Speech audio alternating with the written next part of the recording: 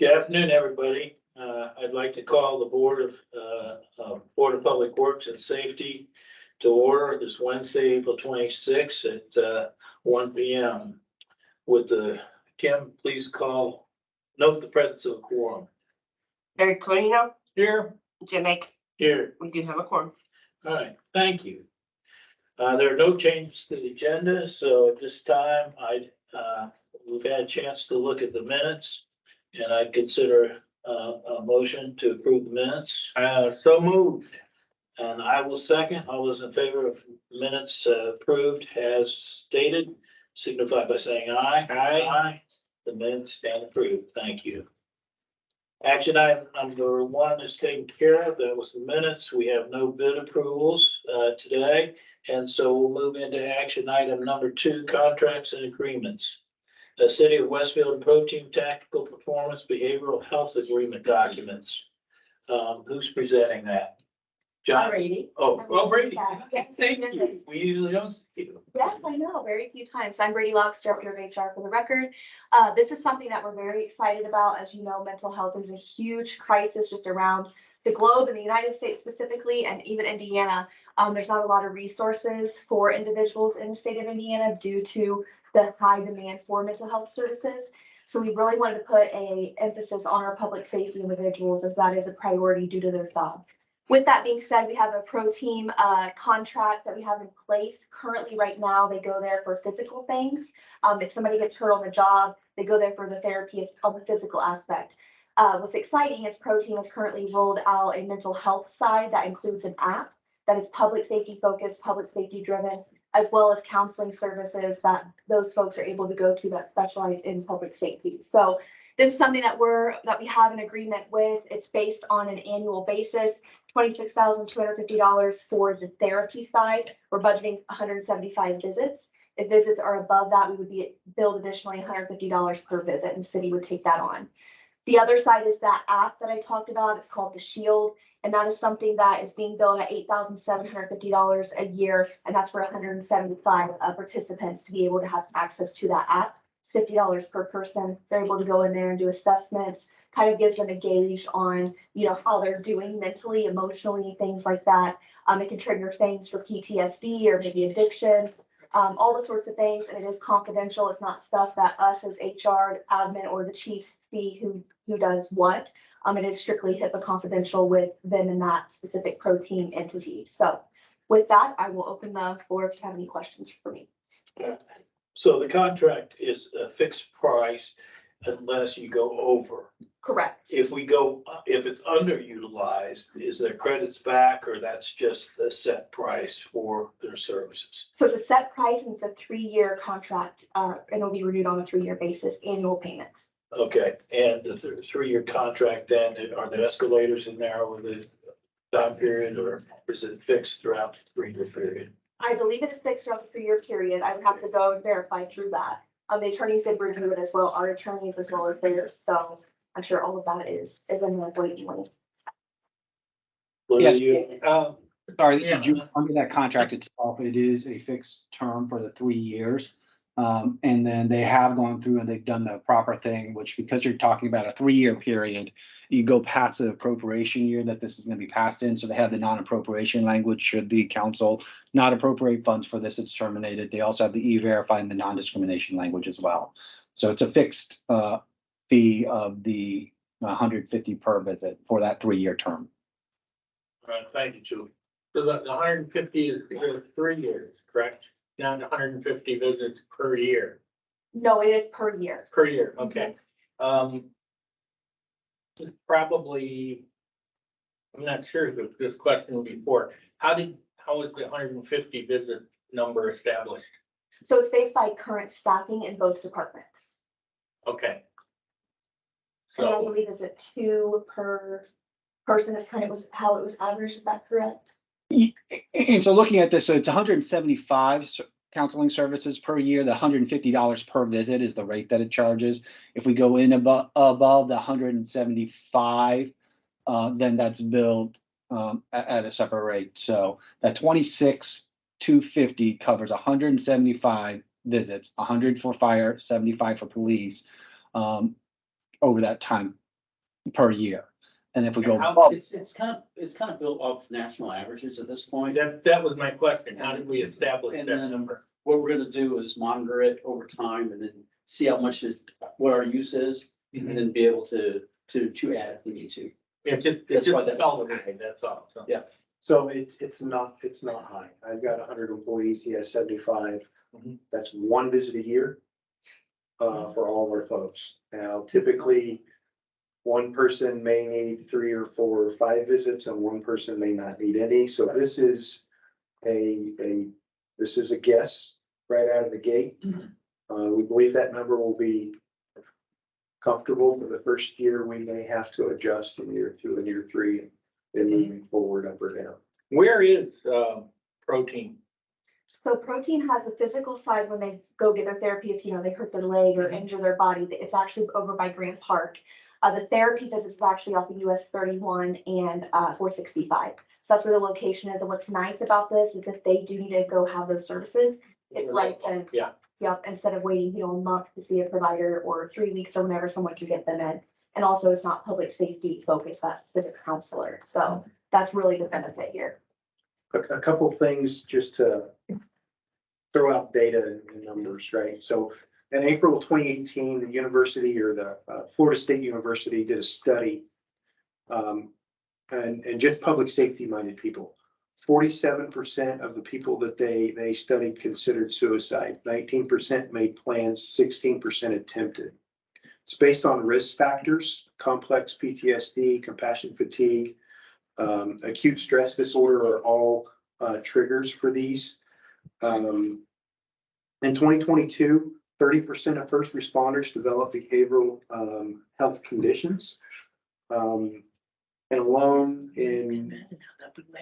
on the law enforcement side, 125 to 300 law enforcement officers took their own lives just in the last 2 years. So they're taking their lives more than they're getting killed or hurt in the line of duty. Speaking from the Westfield Fire Department, April 10th of 2014, I had one of my firefighters take his own life. Since then, we have pensioned 2 gentlemen off for PTSD. Just because our line of work, we are 10 times more likely to harm ourselves than the average person out in society. It all has to deal with the things that we see and do every day. So with that, this is the first step in our program to take care of our people. And I know that $20,000 is a lot of money to invest, $26,000 is a lot of money to invest. However, the impact, speaking firsthand, from having one of our firefighters take their own lives, you can't put a dollar figure on that, right? Just the experience walking out the door, so to speak, is gone in an instant. And the recovery time on that, I don't know that even today, all of our members are fully recovered from that incident. It's been over a decade ago, almost. Is this program expandable beyond the, like in further years? If we considered, adding the public works department guys and all that into the program, would this be expandable with this company? So that's something we have asked them and discussed. I can't give a confirmed answer. It's their business model. So unfortunately, we would love if eventually they could have public works, but currently right now, their business model is public safety. I will let you know, I can't say exactly what we're doing, but we are looking at some other options for other staff, public works, administration, all the other departments, other options for things, but unfortunately, protein at this point in time, it's public safety. Gotcha. Well, I think it's an admirable program, much needed, and will pay back in spades and quality of work output and other things. And both your departments are gonna grow over the years, so I expect that this is a base number and you'll figure that out as we go. We're in this short amount of time, it's only been active for probably 2 weeks, and then they already have usage, which is good. And I also want to just comment and just thank Brady for all her work, and Jeremy also. We came to them maybe 2 months ago. It was in a short amount of time we've made this happen. So wouldn't have done that without them. Thanks, Brady, for doing this with it together. I'd make a motion, or hand the question. No, not at all. I'd make a motion to go ahead and approve, the behavioral health agreement, with Protein. I will second. All those in favor, say aye. Aye. Action item number 2 is passed. Congratulations. Thank And you. I think it'll just benefit this. Thank you, guys. Really. Yes, thank you. Moving on to action item number 3, City of Westfield, Duke Energy Indiana Utility Reimbursement Agreement, 106th Street. Jonathan? Yep. Who's- So this is a standard utility reimbursement agreement with Duke Energy Group for our 196th Street project. Duke has several utility poles along the north side of 196th Street. They also have an electrical easement over those poles. And when they own an easement and we require them to relocate for an infrastructure project, unfortunately, we do need to reimburse them for the cost of that work. So we have looked closely at their cost estimate and their relocation plan. We were able to reduce this cost by about $20,000 working with Duke on their plan and scrutinizing their cost estimates closely. And so the reimbursement agreement is for the estimated amount of $71,916.88. And we will pay the actual cost of the reimbursement on this reimbursement agreement. So it's one of those things where, unfortunately, when utilities do have land rights in the form of a utility easement, we do have to pay for them to relocate. Otherwise, if they're just in our right of way, they relocate at their own cost. So we try to be mindful of reducing the impacts to utilities where they have easements if we can. This was unfortunately an unavoidable situation, but we've done our best to reduce the cost as best as possible. Any questions, Larry? Yeah, I got a couple. In section 4, through some emails, I think it's been solved, but this is probably more for Joel. In section 4 of the agreement, it talks about future dates and if they're, if they have to move it in the future, that would be only if a city government entity asks them to move it, or can they, it's adding stuff on their own. I mean, it's kind of unclear to me what that means. Yeah, so that is tied only to a local government. So we are defined as the local government in this. So it is defined that if we have another highway improvement project which requires a move, or if we have some other project that we're going to be using, let's say it's a park or something of that nature that requires them to move it, then we're on the hook again for the reimbursement there. It's not going to be if a home builder puts something there or some other thing, or DEI just decides that they by themselves want to move it. It has to be initiated on our part. And that would be in a separate agreement, correct? Because if we needed to move something in the future, that would be another agreement, correct? Correct. Yeah, we'll have a different agreement with a different dollar amount and things of that nature. Okay. And the other thing is, sorry, I'm just going to add, and we've looked at that. We don't anticipate any additional movements or relocations with Duke. But yeah, to Jules' point, it would just be a brand new reimbursement agreement because they'd still own an easement in that location. okay, and the estimate on this, if they, how do I put this? Shouldn't this be a not to exceed rather than just an estimate? I would love to have that be a not to exceed. We've gone back and forth with Duke in a substantial way in the past about this. But in those discussions, they have not agreed to make it a not to exceed. However, I will say we have a pretty good relationship at this point with Duke, in my opinion, at least. And they do a very good job, I would say, at least in the last couple of years, of once that estimate's in place, staying within that cost. There have been some examples in the past where they haven't, But they do let us know if there's an unforeseen expense in advance. I don't anticipate one in this case. Okay, Yeah, entertain a motion. yeah, I'll make the motion. All right, Larry made a motion to approve action item number 3. I'll second. All those in favor signify by saying aye. Aye. Aye. Motion carries. Thank you. Action item number 4, interesting scenario here. We are going to be skating in the summer. I don't know. What do we think? Possibly, yeah. What do we think? Possibly, yeah. Okay, action item number 4 is the city of Westfield and Gleiss, is it pronounced Gleiss? Yes, It's a proposal to purchase an ice rink for the Grand Junction Plaza. correct.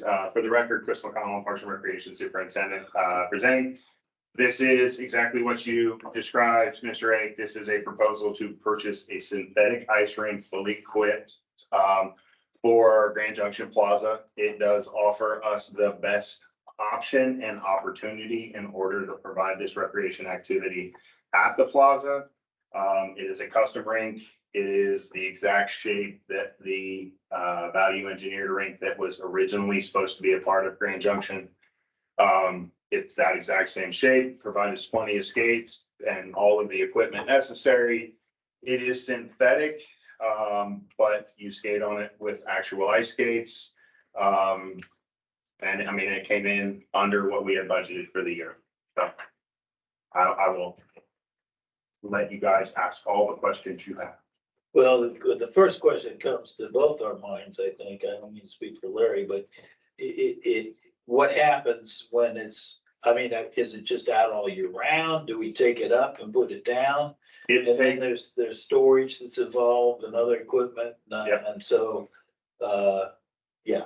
Absolutely. So to answer the first question, it does come up and go down. It is similar to tongue and groove flooring, and it pins all together. So we would put it up, takes 4 guys about 3 to 4 days to put the thing down and take it up. It comes with its own storage boxes. So it is stored in steel stackable crates that can be put away. It offers us the option not only to do it in the wintertime, but we could bring it out in the summertime if we wanted to. It's pretty much year round. It doesn't melt. It also doesn't require chillers. The other option, which is a true ice rink, the cost associated with that, when I priced that out, was going to be about $750,000 a year with a minimum of a 3-year contract to rent that. And that was just for the rink. That doesn't include leveling the space because the space isn't level. But to answer all your questions, it comes up and goes down very easily. And it does have storage units that it stores in when you're not using it. So we store it back here at Public Works in one of the barns. What's the maintenance? The maintenance, as far as is concerned, it has a cleaner that comes with it. It's like a great big walk behind floor polisher. And then it also has a reconditioner, which actually heats the surface back up and adheres all of the filings back to the surface. So it has a lifespan of 20 years. I read that. So how often do you have to perform that type of maintenance? That's like a Zamboni. You do Okay, it, you do it frequently in between skate sessions. Okay. And then what other equipment is necessary? Just, I mean, they supply the skates. All of the equipment necessary to operate this comes in this package. So it's a turnkey package. It's delivered. For the first time, a representative of Gleiss, one of their engineers, will come and help us set it up the first time. It also provides training programs for all of our staff on how to maintain it, operate it, put it together, and also operate an ice rink. That comes as part of the package. It's pretty much turnkey. Yeah, but the city will be the operator. Yes, correct. Yeah, okay. I understand. It's also incredibly environmentally friendly. When the panels are done, you send them back to Gleiss, they recycle them. It also saves a tremendous amount versus traditional ice rink. It saves a tremendous amount in kilowatt hours of electricity, of water used, of water wasted, that kind of thing. So, and then also for every panel you purchase, they plant a tree somewhere in a deforested area. So it would be 500 trees that they'd be planting in the main city of Westfield. What would you project the, time of usage on this? So right now, we're looking at, it would open to the general public the 17th of November and would be in operation other than probably the week of Christmas, Thursday, Friday, Saturday, Sunday, from the 17th of November through the 28th of February. We have the potential, if we run our numbers correctly, to make close to $60,000 a year in revenue. So we would be charging for usage? Correct, just like our neighbors do. Would be in the same price range as Noblesville and Skates, as opposed to Carmel, where Skates are a separate charge. Skates would be included in that single charge. Okay, can people use their own skates or? They can, but we would recommend that you use the Glide skates, because the one thing about synthetic is it's really hard on the skate. Also, it actually would damage the skate. It just makes the edge go dull faster than traditional ice. It doesn't damage it, it just takes the edge off of it faster. Yeah. So I mean, there's no risk to the surface with No. somebody using their own. No, there's no risk to the surface of them using their own. It just dulls the skate edge faster. That's all it does. Do they replace gates every year or as needed at no cost? Not at no cost, but we have all the equipment we need to maintain our skates as well. There's a skate sharpener as part of this package. And then I haven't looked into it, but I'm assuming they would replace skates or even possibly replace edges for those skates, obviously at a cost. How about staffing? How are we gonna? Well, Kayla and I are working together to provide the staffing necessary. Most of it we'll have some full-time staff, but most of it will be seasonal and part-time staff. And that's all budgeted? That is all budgeted out of the general fund. And it's well lighted, so you'll have nighttime skating Oh, yeah. as well. Yeah, it's in Grand Junction Plaza, and if you haven't been there at night, it's lit up like a Christmas tree. Yeah. Okay. What's the vandalism risk on this? Some kids get in there with paint cans or something and decide to draw pictures or something. My hope would be if the cleaner can take it off, but just like anything else in the world, there is a vandalism risk that we're gonna have to prepare for. Probably just do some cameras on the frame. Yeah, and the good, you bring up a very valid point, Chief. We have 32 cameras already in Grand Junction Plaza that are recording constantly. And I'm able to access them on my phone as well as other. So we have security already in place as well. And we can always do motion detection after a certain time frame. And the lighting system in Grand Junction Plaza also has motion sensors already as part of that package.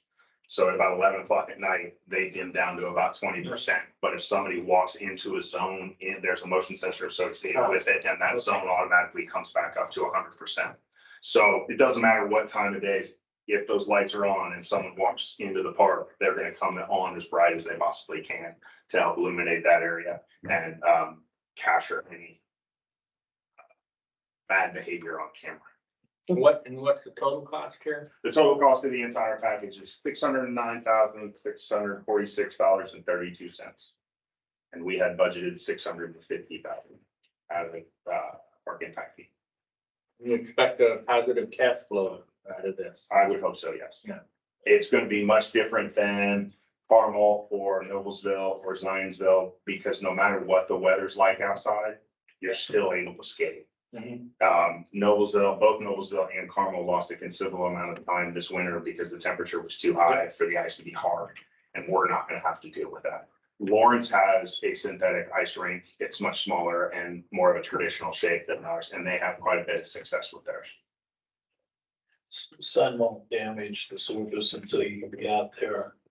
Yeah. Whereas the ice would be melting when Correct. if it's a couple of The days. other thing about it, because these are basically they're 3x5 panels, if a panel does get damaged, you can replace an individual panel. You don't have to replace the whole thing. And they're self-healing, so actually the Yes. sun is good for them. Yep. Correct. Does this price include leveling and installation and everything, the whole kit and caboodle? Our staff would install it, but we have one of their engineers from Gleis that would actually come over and be on site the first time we install it to help us with that. Yeah, but I mean, but your budget here includes the leveling and, Mhm. yeah, here we go. We're done. We're done. Yep, Go buy a ticket. yep, correct. All right, anything else, Larry? No? Just for the record, Jewel, there are a few things with the contract that we have asked to be changed. I think that Glenn is working on that right now. Jewel, Yeah, I have the updated contract in front of me. They have added the additional, statutory requirements, the E-Verify and non-discrimination clause on it. And they also changed the, jurisdiction to governing Indiana. law and jurisdictions to the state of Indiana, Hamilton County. Okay, perfect. That addresses the issues and concerns I had, because prior to that, we would be subjecting ourselves to Colorado, so. Correct. But I got them to change that. They emailed it to me about half an hour before this meeting. That's the only reason it's not uploaded digitally. Perfect, thank you. Okay, so Joel, you're good to go, right? Yes, I am good on the legal side of this, yes. All right, very good. And One other question. I just, hey, Jim, just real quick, I just want to recognize Chris McConnell and his efforts on this project. His due diligence and research in finding this system and sussing out all the details that are required to getting a good system in place. He's done a tremendous job. And I just want to reiterate, in case it was lost in the conversation, a traditional ice skating rink would be a $750,000 annual cost to the city. This is a just over $600,000 cost once for 20 years of life cycle, and so it's a really impressive and fiscally responsible strategy that we're taking, and it's a credit to Chris and his due diligence in this process. So I just want to recognize him for that. Yeah, and I agree with you. Thank you, Chris. And I think Larry was shaking his head too, that we all agree with that. Since I was on council, when we talked about the original ice rink and there were concerns that it wasn't shaded, there were other concerns about how it would work out expense wise and all this. So kudos to you too. Thank you. I'll chime in on that because this really presents a very viable solution to the ice rink situation and gets it up and running and ready for next season, correct? Yeah, ready for this coming season, absolutely. So. Yeah. One other question, and this is probably more for legal. How does this affect are we covered on insurance and liability and all that stuff? We're bringing people in with ice skates And each person, just like both, and I don't know how Jewel might chime in, but as far as this is concerned, just like you would at Noblesville, just like you would at Carmel, you're signing a waiver or release a waiver of liability release before you do that. That's part of the ticketing process. Now, as far as insurance is concerned, I can't speak to that at this. Are you comfortable with that, Jewel? Yeah, so generally speaking, Chris is right. What you'll have is you'll have waivers that will be executed by the participants. It'd be the same thing as people using ball fields and things of that nature. Injuries can happen. But by choosing to participate in that activity, they're taking on a certain amount of risk. That doesn't mean somebody's not going to sue you, right? We all know that you can get somebody to sign whatever, they still might sue. So you'll want to talk to your insurance agent. They'll want to approve the releases that are executed so that they're comfortable. The insurance company is with the language that's in there. But it would fall under your general liability policies. They may add a little there, but your caps are still going to be the same under a tort claim issue. And so the insurance is something that communities across the state have taken on in doing this sort of work. So I don't, nothing jumps out at this as like, oh my gosh, we're having an axe throwing competition with, right? It's a recreational activity that has some risk that people are going to assume. So typically parents would be there with kids. Correct. You're going, what I would guess, and Chris, correct me if I'm wrong, is that you're going to need to have a parent there to sign the waivers to participate unless you are 18 years or over. That would be correct, yes. Okay. All right. I'll make a motion to approve action item number 4, City of Westfield and Clyce, proposal for purchase of the ice rink for Grand Junction Plaza. I will second. second. We have a motion and a second. All those in favor of approving, the agreement signify by saying aye. Motion carries. Thank you, Chris, for all your work once again. Action item number 5, City of Westfield and Mater Design Professional Services Contract for the newbie site. Is that you, Chris? That is again me, Okay, thank you. for the record, Chris McCollum, Parks and Recreation Superintendent presenting. This is a professional service agreement with Mater Design, who we have a relationship with. We've used several times before to help us in the process of master planning for the purpose of creating a new park. The newly acquired Newbie property, which is the property just to the west of City Services Center. The total amount, if you scroll down, it's kind of hidden in there. Yeah, it's like $34,500. It encompasses a lot of work by Jeff and his team, including several public input meetings and some stakeholder meetings as well, to get a really good handle on not only what we feel we can put there, but what the general public would like to see us provide as we go down the road of creating this new park. Do we have a feeling of what we want there? At the moment, I don't have a feeling of what we want there, and this site presents itself a little difficultly because it is such a floodplain site. And Jeff will help us guide through those difficulties in what we can and can't put there because of the fact that most of the site is in the floodway, and that poses some difficulties in master planning. I think we've worked really hard and had some really cool opportunities with Grand Junction and some really cool opportunities here with Simon Moon. This one, I think we'd like to see more of, the public would like to see and get their input before we start pressing forward. The other portion of this will probably carve off and give us a better idea of where the Oak Road extension would go in the future. You've used Mater before, have you? Yeah, Jeff, we've used Jeff on several things, Jeff Mater, on several different things. Most recently, he helped us update our 5-year park master plan, which was completed. And they did a nice job with that. Yeah, absolutely. I've known Jeff now and Mater Design for almost as long as I've been in Parks and Rec, and they did really quality work. And they're reasonable. Yes, absolutely. Well, as a nearby resident, I'm strongly in favor of this. I think that's terrific. I would make a motion that we approve the study. I'll second that. All those in favor of approving action item number 5, City of Westfield Mater Design Professional Services Contract signify by saying aye. Aye. The motion carries. Action item number 5 is approved. Action item number 6 is City of Westfield WSP USA Task Order number 29. Is that Jonathan? Yep. It is, yep. So this is part of the 191st Street project from Tomlinson to Grand Park Boulevard. If you recall, we approved a design contract with Lockmiller for the actual roadway design. We also have a relationship and use WSP for right-of-way acquisition services frequently. We actually have a master agreement with them, and this would just be a task order under that master agreement.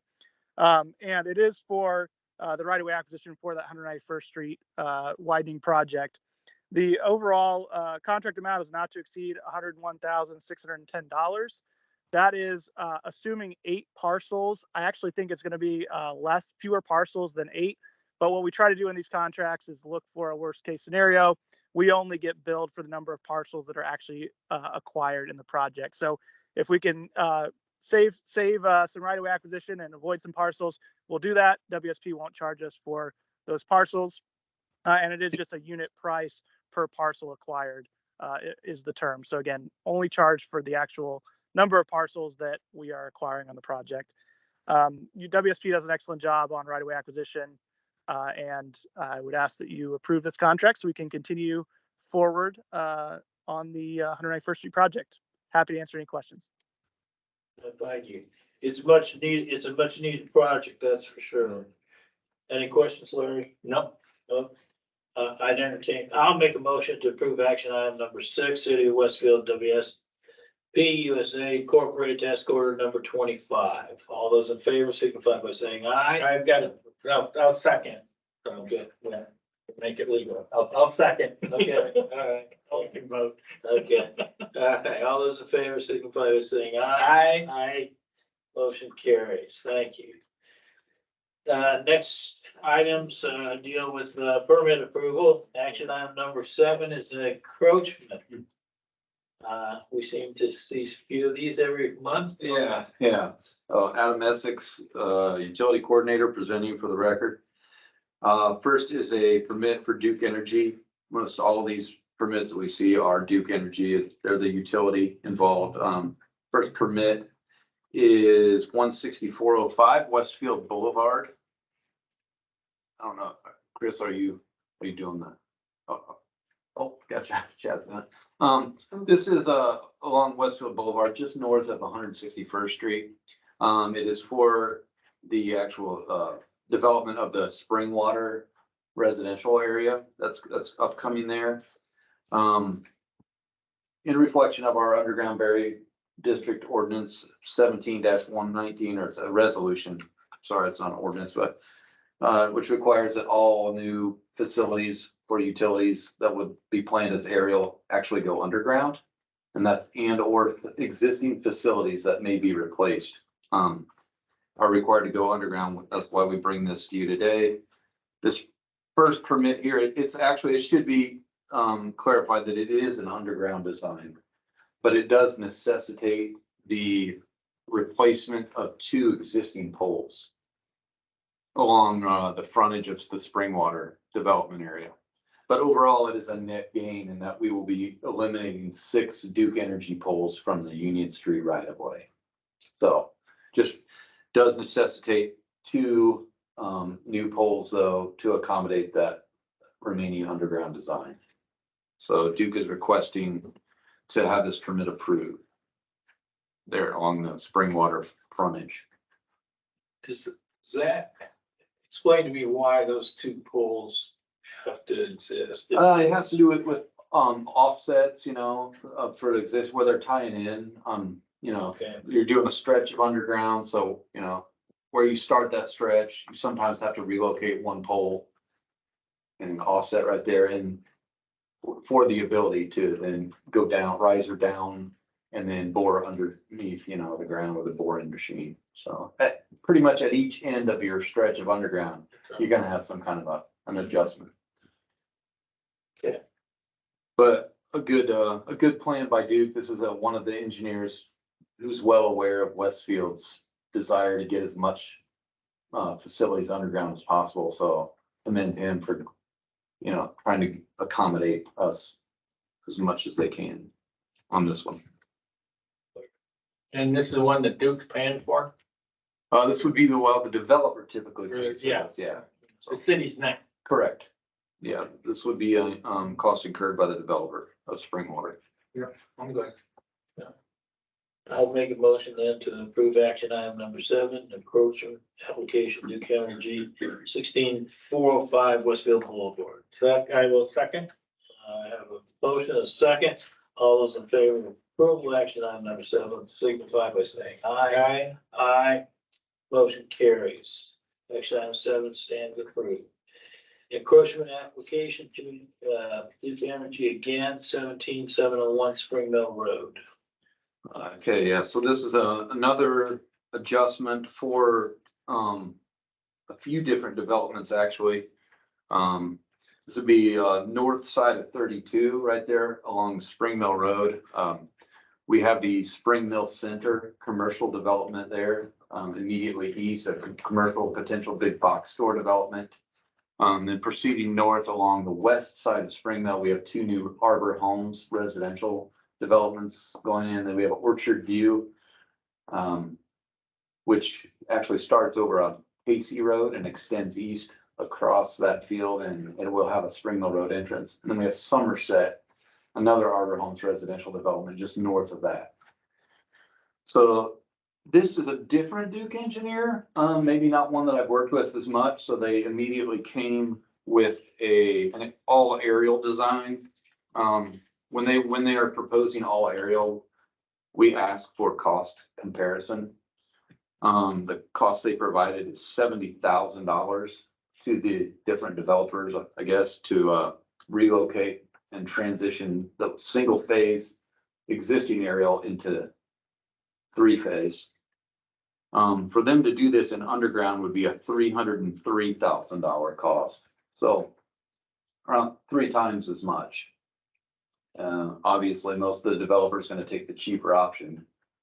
Although Arbor Homes has expressed a desire to coordinate with the commercial development and potentially share underground cost if that was an option, but Duke didn't seem to express interest in that. What Duke is proposing is a 1-for-1 pole replacement. It's 9 single-phase poles being removed from the Springville right of way, and then 9 3-phase poles going back in. Now they have committed to installing at the very back of the right of way where it's been dedicated and expanded by the developers. So there's an electrical easement back there? well, there is right of way along all this is in the Spring Mill Road right of way. And then, of course, where the different developments have gone in, there's expanded right of way that's been dedicated to the city. The existing electrical facilities are along the west side of Spring Mill. So it primarily impacts the 2 residential developments to the north, which are also on the west side of Spring Mill. So, do we have GIS? Do we pull up GIS at all, Jim? What are our options? I mean, we don't have to approve this. We But do not have. ramifications of not approving. Sure, it should probably be noted that, Arbor's had kind of a particularly difficult time, with their relocations. They've got a long road ahead and they're anxious to build, but there's the large communication towers. Excuse me? The large, communication towers there on the east side of Spring Mill Road, just north of the Spring Mill Center site. There's a couple. Is there a substation there? It's two large comm towers. They've been there for many years, but there's about 6 different fiber optic companies that feed into those towers. So it's been a little bit challenging for Arbor Homes. They got into a little, I think, more relocation of utilities than they anticipated along Spring Mill. But you said they might be willing to partner. They told me they had expressed interest to Duke in coordinating because they recognize there is a potential for Spring Mill Road to be widened with that commercial development going there. I talked to John Nail. He felt it merited consideration as well. But at the same time, we don't wish to hold them up, and Duke has committed that if they will provide everything to the back of the right of way if we were to approve the aerial. I don't know if John has any comments on that. Yeah, John, do you have any comments on this? Yeah, sure. So the only thing I would say is that the important aspect of this is they are moving to the back of the right-of-way line. The whole reason we bring these encroachment permits to the Board of Public Works is was really facilitated by a concern of roadside safety.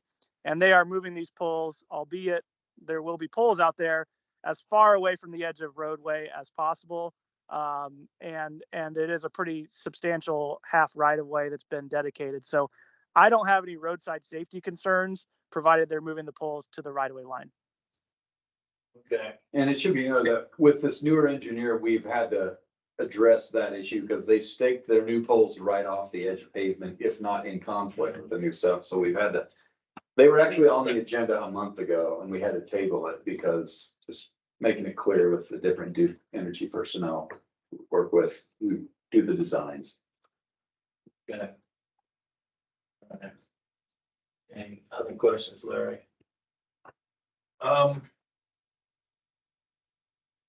No, I can kind of see both sides. Just when, the thing that bothers me, I think, on this is a year, 2 years, 5 years down the road, are we gonna be telling Duke, you gotta go underground? With the expansion, is that all area all gets developed? And then they're gonna say, yeah, now you guys get to pay, $5 million. I don't think that, I think that like John was saying that, so on the west side of the road where they are and anywhere that's being developed has had a 75-foot half right of way from the center line of the road, which would certainly, I think, accommodate most road improvement projects that we would do through that area. Yep. So. Yeah, Do our guys that's go right. out there? Adam, Go ahead.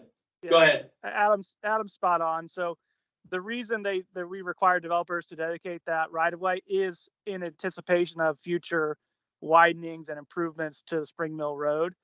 And also it's important to note that they're moving their poles within the right of way still to the back of the right of way line. So we don't think they'd be in conflict with a future roadway project.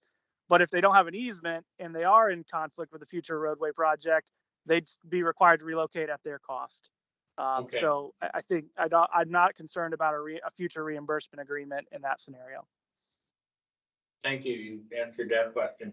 Do our guys go and make sure that the poles go in the right place? Absolutely. Yeah. I actually went out there myself on this one Okay. and, Not that I would have. yeah. we And got problems. and that is also cost, like inspection costs that are incurred by the developers, because essentially we are performing, some of the relocation aspect for them, that it's really their You're helping them out. responsibility. Correct. Okay, well, with Jonathan weighing in and placing them at the back of their right of way, the new right of way. I guess I don't have a problem with it. Duke is aware of the underground, and they've been doing better at attempting to accommodate that, even if it's in small pieces, like the getting rid of the 6 poles along Union Street. And then a couple of years ago, we got about a half mile of underground where Spring Mill Road and Horton Road are gonna be realigned around the Green Park area. So But we've certainly chirped in their ear for several years now. it just needs to be consistent. We do it in some areas, we don't do it in some areas. Right. And that- Yeah. in other areas, it doesn't get done, and I guess that's due to a cost factor of whoever's developing it. There are a lot of variables, so if it doesn't impede anything and the builders are fine with it out there, they got so home. Any other comments, Larry? I'll make a motion to go ahead and approve the encroachment permit for 17701 Spring Mill Road. I'll second. All those in favor signify by saying aye. Aye. Okay, the encroachment permit is approved for that location. The consent agenda. Anybody have any comments? Yeah, I'd like a little bit more information on the conflict of interest. The first item. We don't. So Mr. Leinbach is currently a firefighter paramedic for us and would like to do some work, electrical work at the training center and some other areas. So he filed a conflict of interest form just to have an awareness that he is employed here, but would like to. Is this his company? Okay, so he's a firefighter and he also has he's a licensed electrician. Okay.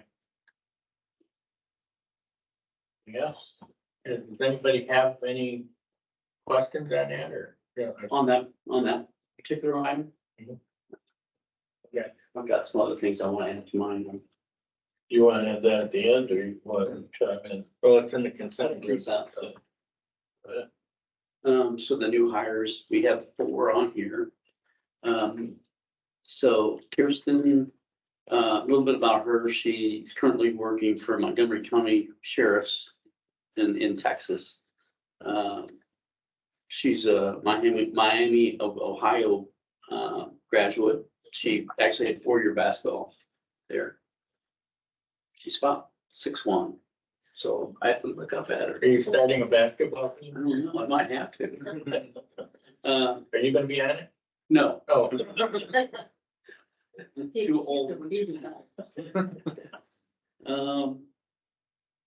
Now, what I do have to say is Luke Grover, he was one of the 4. He is going to Fishers. He originally signed the conditional and then he took himself out of the running, so he will be a Fishers police officer. Emil Alvarez, he goes by Adrian. he's an interesting story. He was born in Argentina, so he speaks 3 languages, which is pretty cool. He moved to Miami and then, he and his mother, he's a son to a single mother, moved to Alabama. So he went from Argentina to Alabama. Joined the US Army and became a citizen. And then he put himself through IUPUI and he's just graduating in May. So it's a good story, but he'll be coming on. And then Ben Sargent is a Hamilton Southeastern graduate, 2007. And he actually got his degree at Crossroads Bible College. He was a biblical counseling degree. And then he went to Louisville PD and has been there since 2018. Decided he wanted to move back up this way, so bringing Ben on. I've never seen a stack of accommodations as big as what I saw on his packet. The guy, he's doing a great job in Louisville, and we're going to be glad to have him on our department. So that is the 3 out of the 4, and then the disposal of radios are really just old state radios and regular radios that we've had. They just there's a lot of them. They're basically no monetary value to them, and they don't work anymore. So we're just trying to get rid of them.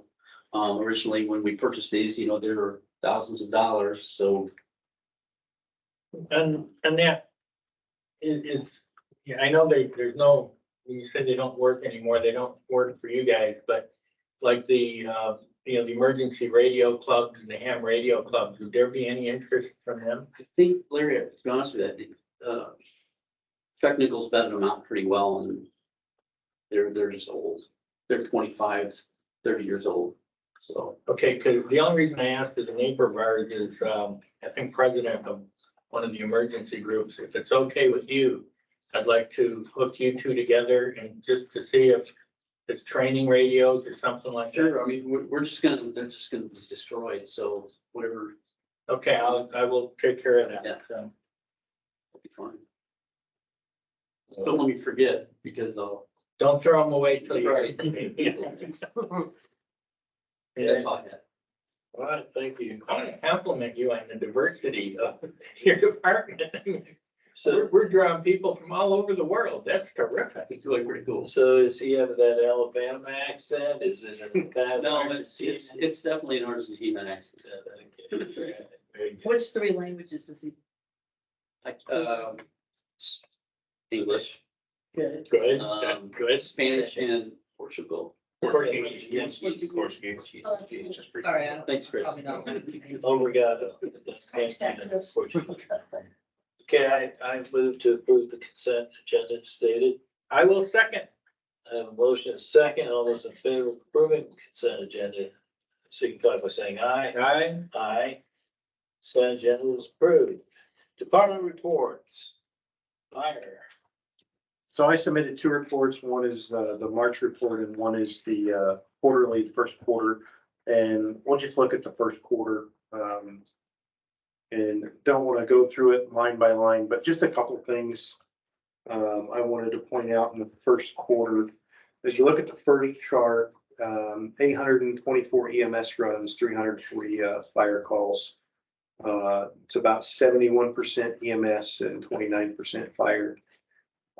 Average in the first quarter, just over 13 calls a day. Average turnout time is 1 minute and 17 seconds with a total of 2,574 apparatus responses.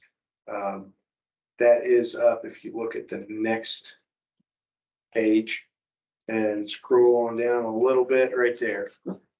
So from 22 to 23, we're up 5.45% in the first quarter over calls. So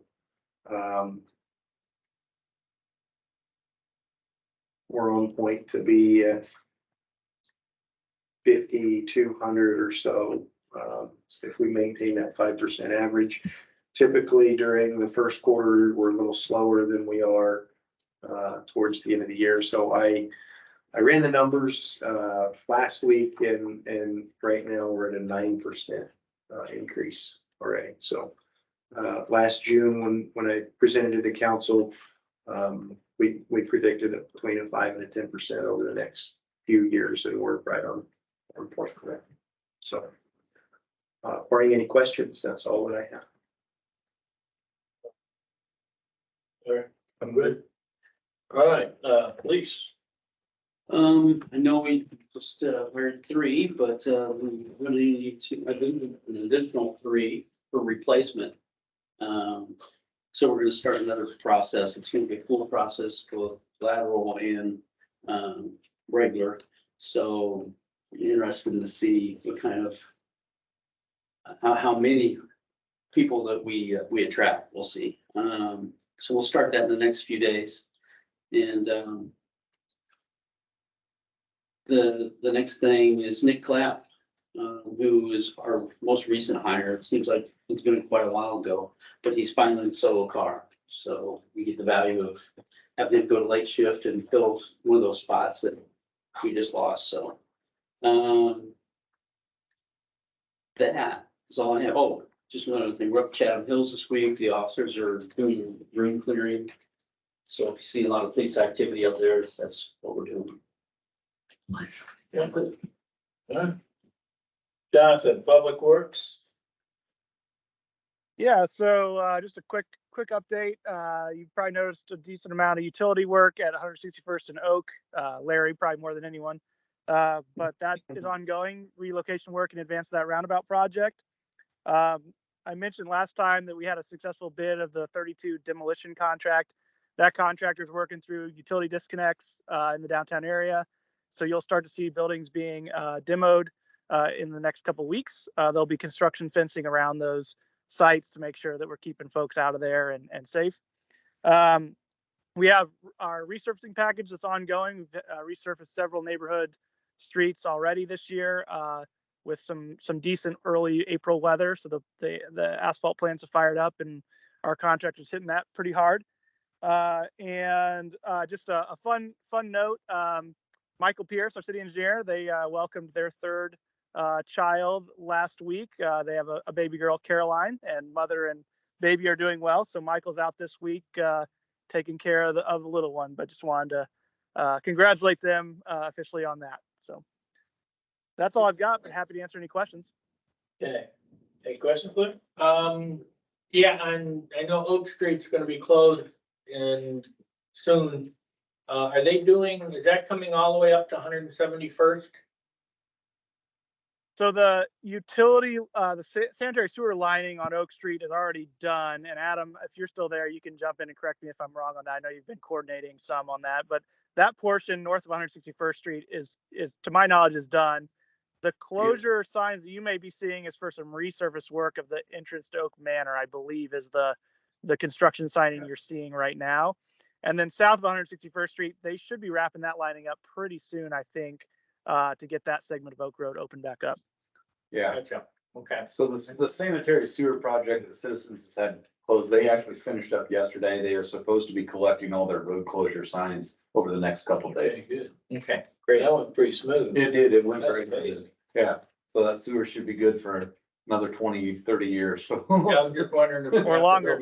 Yeah, Yeah. a little longer. Yeah, on our street, I was wondering if we're gonna have to build a bridge over one of those temporary sewer lines that they lay along the edge. So that's good that the neighbors will like that. Well, I think that was, they really did a nice job on that. So pass on the Board of Public Works appreciation. Yeah. For their efforts Yeah, there. the coordination was wonderful. Yeah, Okay. well, good. Really good. That's good to hear. I do have a couple of things on Public Works. Going back to our dear friends, Waste Management, we talked about this at the last meeting a bit. I did hear from Jeremy that they're doing their best to improve customer service. But quite frankly, Waste Management customer service is a joke. I've personally called them 3 times and got hung up on 3 times, and even their online chat hung up on me. Telling me that if I don't have a customer ID number, I don't exist and they don't do business with a city the way that where the city has the customer ID number. We're getting a lot of complaints on their customer service side. I know that they've had people here, I had sent an email out asking if we could have a rep here and, you know, that didn't work out, but I even had 2 calls from, a gentleman named Mike, who's a route manager, and a John Polano, who's some other kind of representative. You guys probably know who these guys are.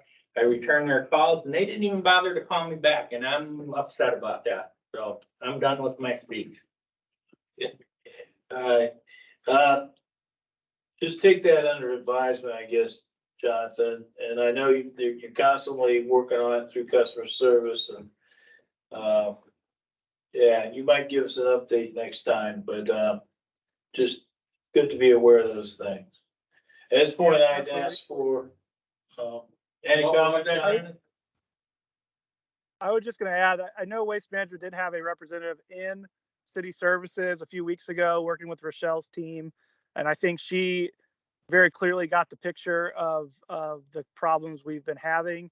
I've been told that Waste Management is in the process of rolling out some new software that will correct the fact that there aren't customer ID numbers for individual Westfield residents at the time of the acquisition. So I think I will certainly prepare an update next month, but I'm hopeful that some of these issues will be resolved with this software update. But again, we are working closely with them. I know Rochelle's and her team are working their tails off trying to get this resolved. Thank you, John. This time, if there's no other business, I'd entertain a motion to adjourn. So moved. Second, all those in favor, signify by saying aye. Aye. We stand adjourned. Thank you, everybody.